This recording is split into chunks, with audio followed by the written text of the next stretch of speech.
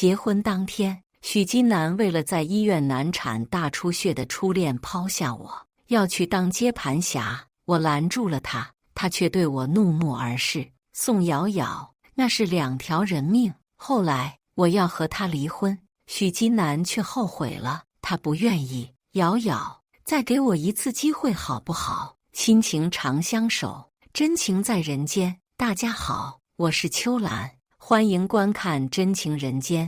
我和许金南的婚礼进行到一半，他的手机就响了，电话铃声是我从来没有听到过的歌，很特别。许金南在接到了电话后，神色一变，就想要跑出去。站在旁边的我隐约听见了一个女人哭泣的声音：“你去哪里？”我及时拉住了许金南。许金南的眉眼染上了一抹焦急。医院刚刚来电话，林静难产大出血，要人去给她签字做手术。我握住她的手一顿。林静这个名字，我从许金南的好兄弟们那听到过，是许金南高中时候喜欢的女生，他的初恋。那我们的婚礼怎么办？宋瑶瑶，那是2条人命。许金南甩开了我的手，从台上跑了下去。我一直看着他的背影，可直到许金南跑出酒店，他都没有一点停留，戒指都还没有交换，新郎突然跑了。台下的亲朋好友不明所以地看了过来，我站在台上，承受着各种视线和目光，手心里的戒指仿佛在无声地嘲笑着我。我把手掌放到微微凸起的腹部，许金南不知道我已经怀孕3个月了。本来我是打算办完婚礼给他一个惊喜的，没想到他先给了我一个惊喜。我和许金南在一起经历了5年爱情长跑，终于要结婚了，却没想到会在结婚当天给我一个这么响亮的巴掌。事实向我证明，我这个妻子不及许金南心心念念多年的初恋。因为许金南在婚礼上因为别的女人抛下我的行为，2家人的父母都感到十分生气。妈妈在一旁劝我不要气坏了身体。我们2家人打发掉了邀请来的宾客，回家等许金南回来，直到晚上的10点钟，我们连的许金南一个人影都没有看到。在我提出要去医院找许金南的时候，2家的长辈面面相觑，都知道拗不过我，就答应了。车在人民医院停下，我看到了停在路边的一辆宾利，那是许金南的车。向护士稍微一打听，我们就知道了林静所在的病房。我们一群人走到了病房外面，就看到许金南在里面小心温柔地逗弄着婴儿里的小孩。因为被挡住了，我没有看清楚床上躺着的女人的模样，却被许金南脸上发自内心的笑给刺痛了。许父直接敲了门，让许金南出来。许金南在看到我们之后，脸上浮现出错愕的表情。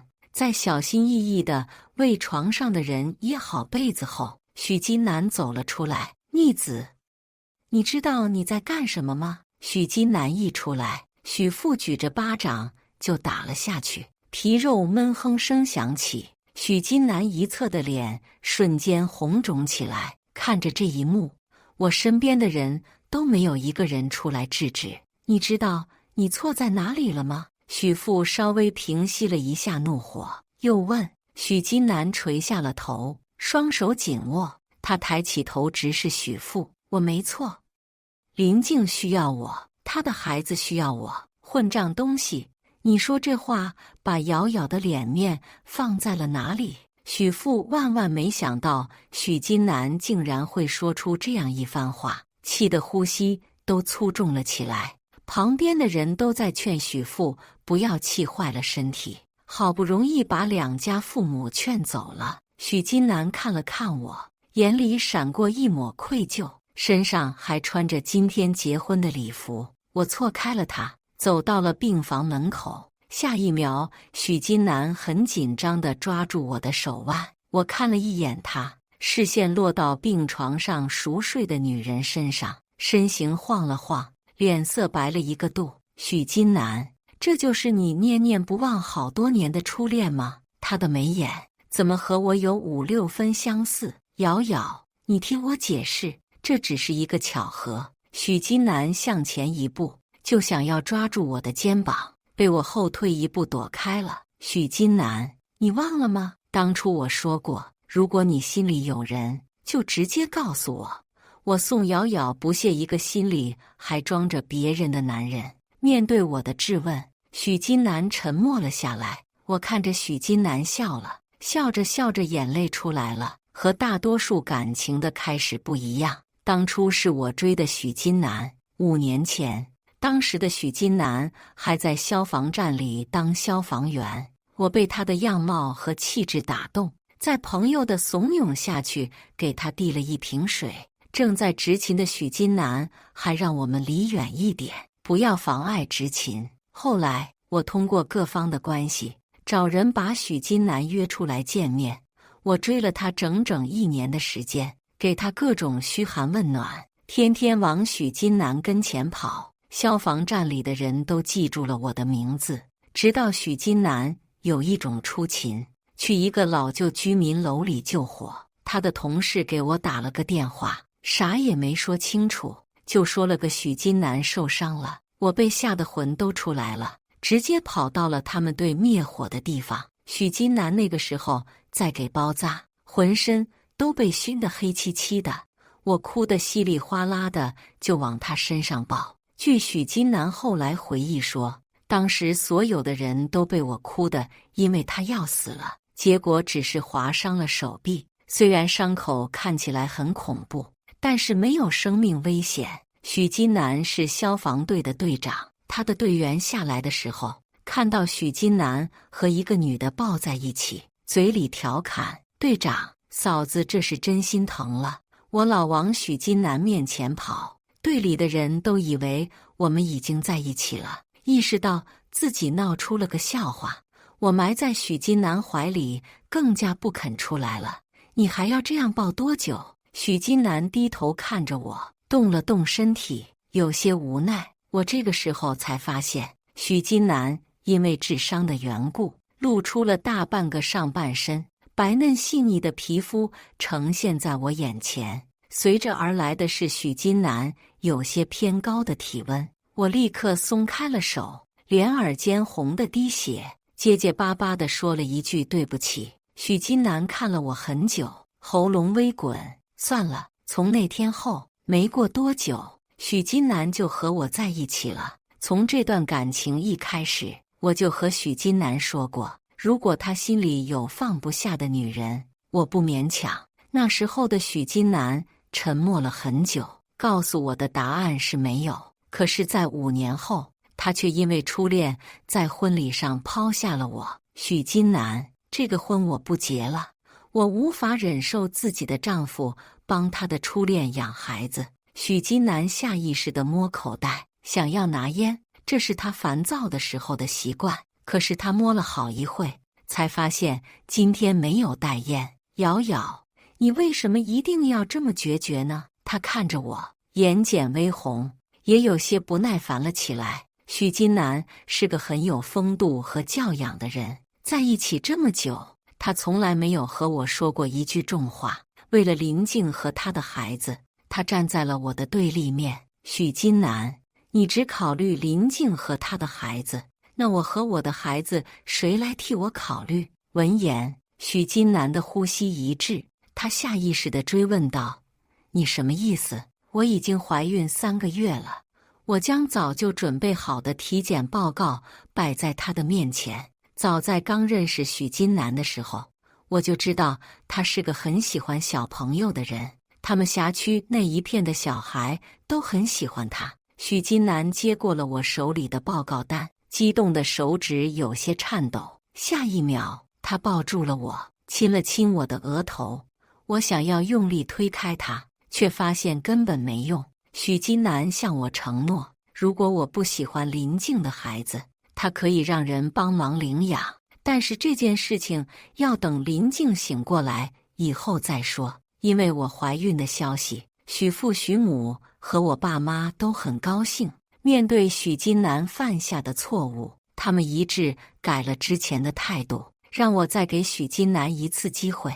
面对殷切的父母和许金南的承诺，我心软了，答应只要许金南把林静的事情处理好，婚礼可以继续。林静第二天就醒了，医院方面立刻通知了许金南，因为林静的紧急联系人填的是他的名字。我跟着许金南一起去了医院，可能连许金南都没有发现，在去见林静的路上，他眼底划过的紧张。在进入病房的那一刻，躺在床上的女人眼睛亮了起来。许金南的旁边明明还站着我，可林静就像是看不见似的。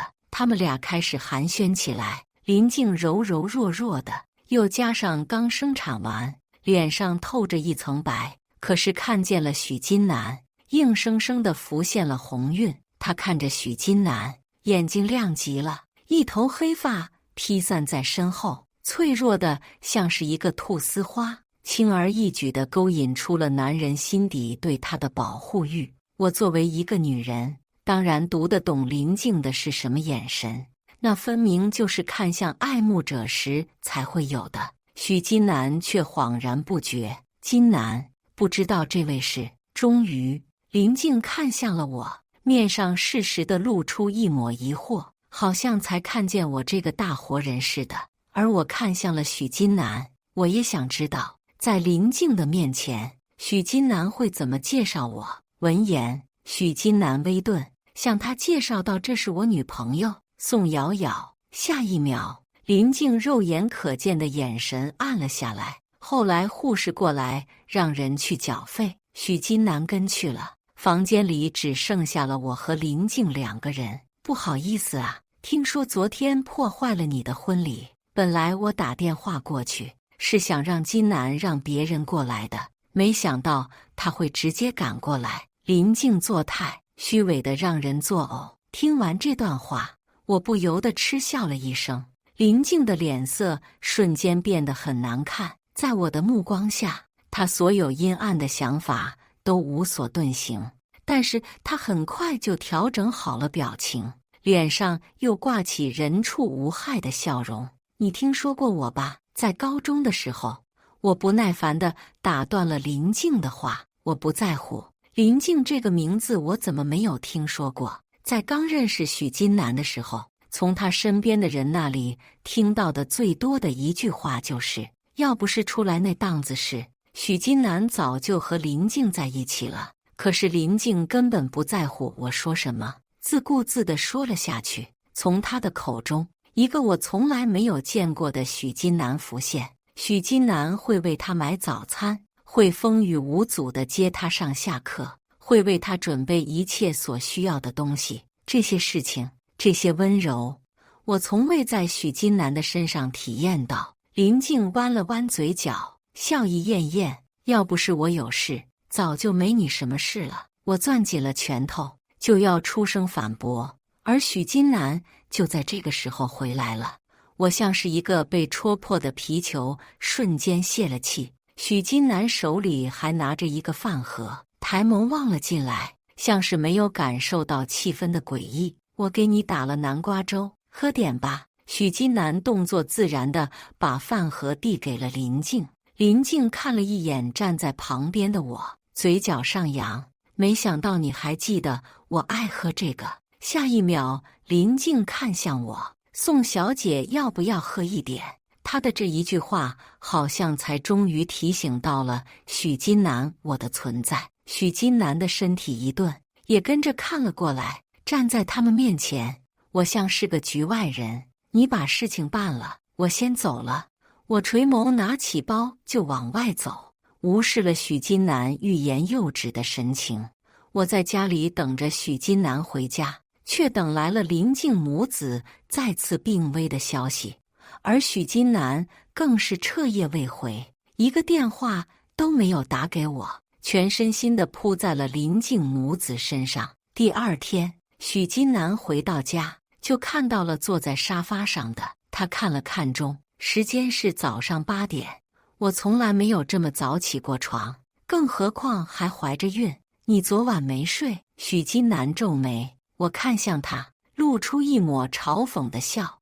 我的丈夫一晚上陪在另一个女人和他的孩子旁边，我怎么睡得着？许金南被我的话刺得脸一僵，他沉默了下来，在我的身边坐下，脸上满是疲惫。许金南用手指按了按太阳穴，他低垂着头，让我看不清楚他此刻的表情。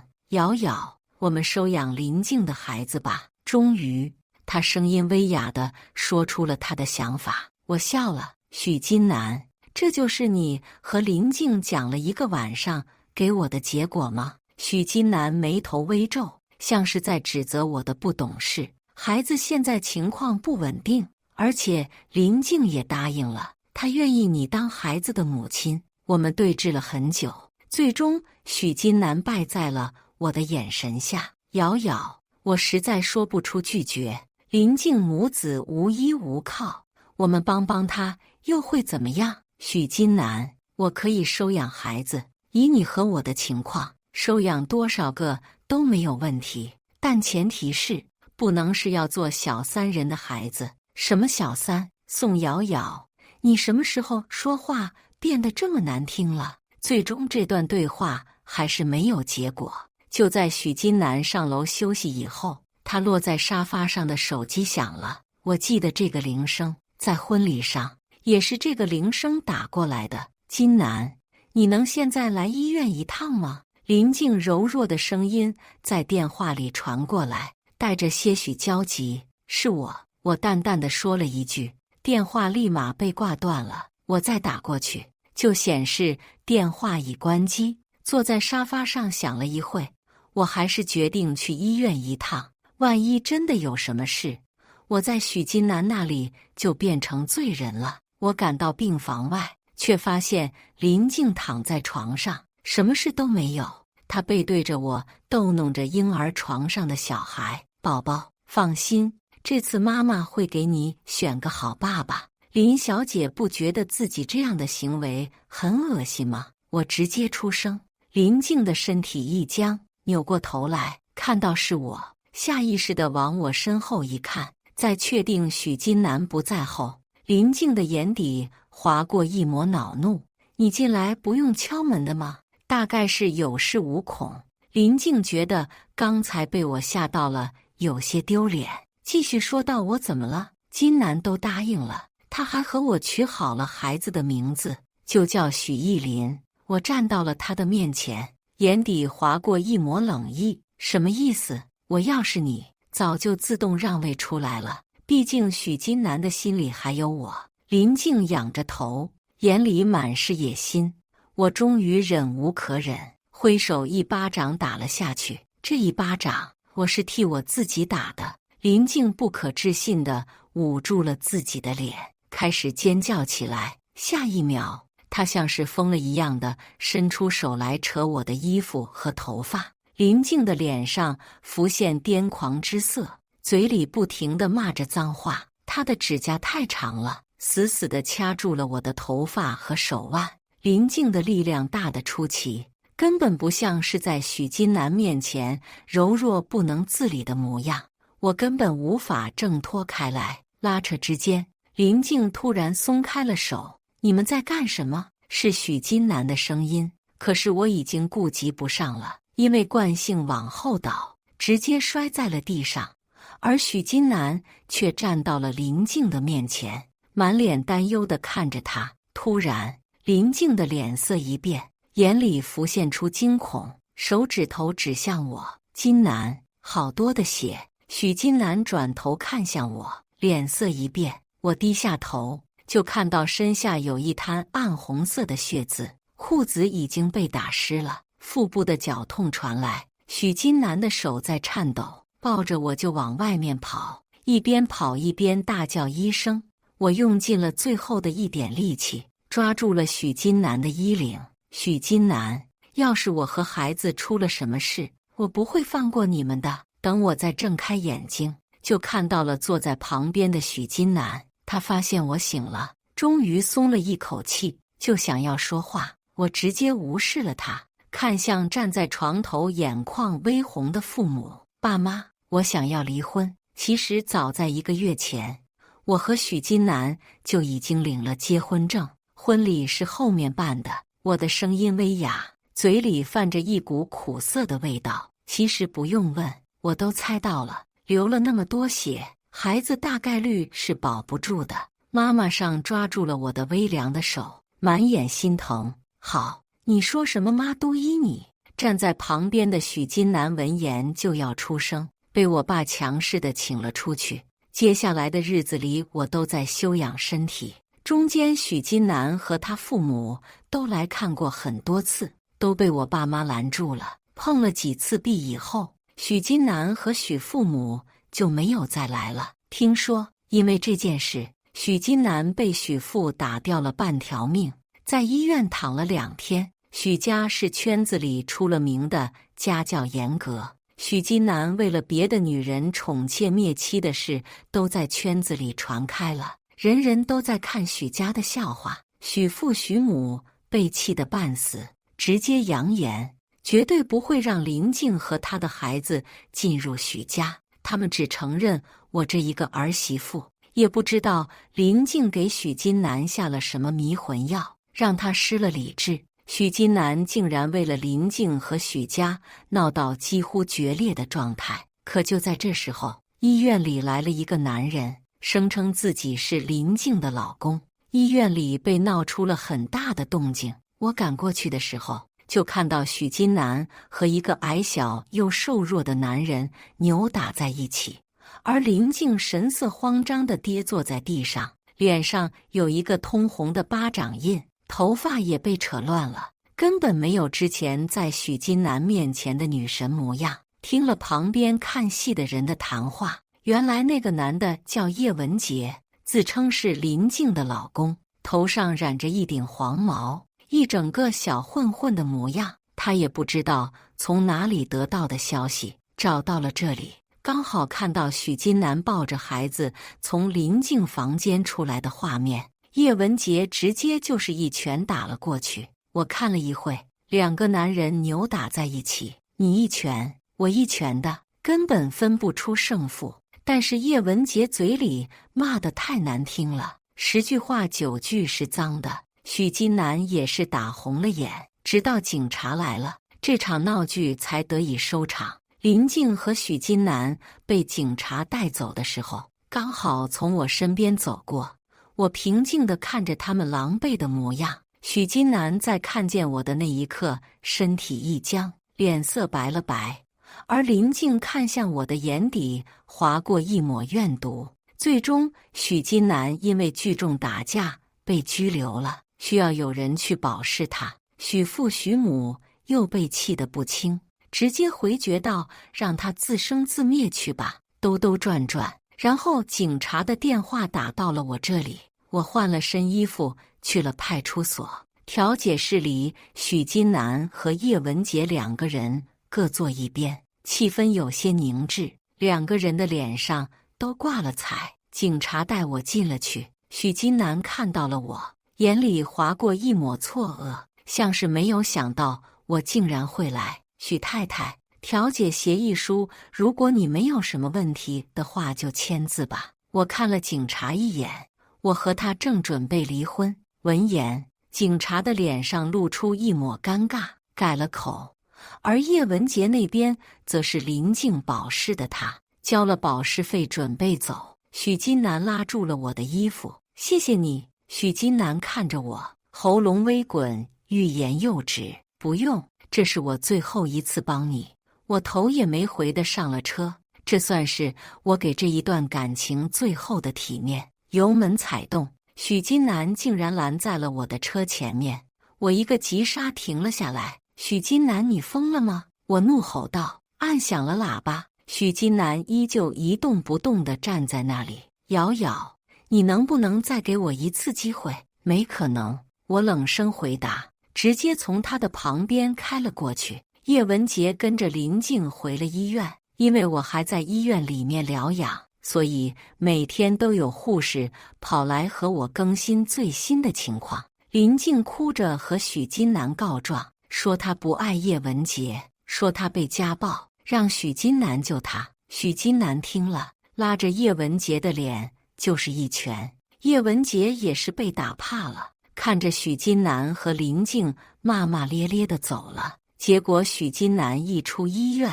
就被人给套头暴打了。他经过我病房的时候，我看到他一瘸一拐地走过去，脸上挂了彩。叶文洁不敢直接对许金南下手，就搞些小动作，时不时地偷袭一下。许金南被搞得狼狈不堪，也拿他没有办法。许父许母对许金南失望透顶，放出话来不会帮他一点。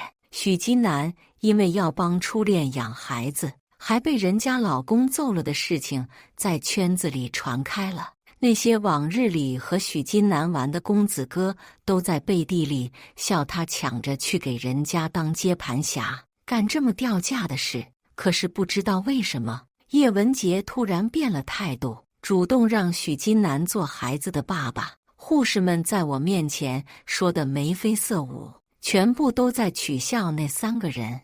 我很快就被接回了家里调养，爸妈说支持我做的一切决定。和许家有连接的项目已经全部撤回来了，让我不要有后顾之忧。